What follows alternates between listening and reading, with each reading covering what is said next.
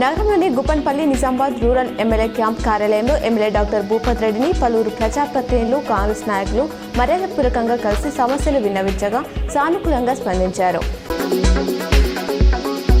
గుంటూరులో కూచిపూడి నృత్య ప్రదర్శన చేసిన కామాఖ్యను జిల్లా కలెక్టర్ రాజీవ్ గాంధీ హనుమంత్ అభినందించారు.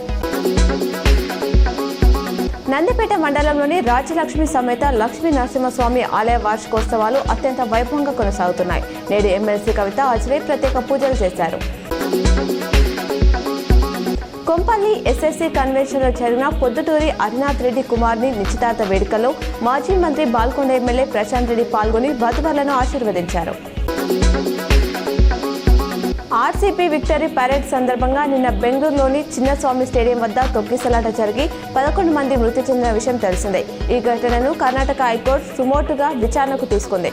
ఈ మధ్యాహ్నం 2:30 గంటలకు కోర్టులో విచారణ ప్రారంభం కానుంది. హైదరాబాద్ పరిధిలో హైడ్రా కూల్చివేతలు కొనసాగుతున్నాయి. ఇవాళ అల్వాల్లో 3 భవనాలను అధికారులు నేల కూల్చారు. చిన్న రాయన చెరువును కబ్జాదారులు ఆక్రమించినట్లు స్థానికుల నుంచి ఫిర్యాదులు వచ్చాయి. దీంతో అధికారులు స్పందించి కబ్జాకు గురైన స్థలంలో ఆక్రమణలను తొలగించారు. భారత్లో గత 24 గంటల్లో 564 కరోనా కేసులు నమోదయ్యాయి. దీంతో దేశంలో యాక్టివ్ కేసుల సంఖ్య 4866కు చేరింది. తాజాగా 674 మంది కోలుకున్నారు. నిన్న మహారాష్ట్రలో 3, ఢిల్లీ, కర్ణాటకలో 2 చొప్పున మొత్తం 7 కరోనాతో కన్నుమూశారు. ఈ ఏడాదిలో ఇప్పటి వరకు నమోదైన కోవిడ్ మరణాల సంఖ్య 51కి చేరింది. బంగారం ధరలు ఇవాళ స్వల్పంగా పెరిగాయి. హైదరాబాద్ బులియన్ మార్కెట్లో 24 క్యారెట్ల 10 గ్రాముల పసిడిపై 430 పెరిగి 99,600కు చేరింది.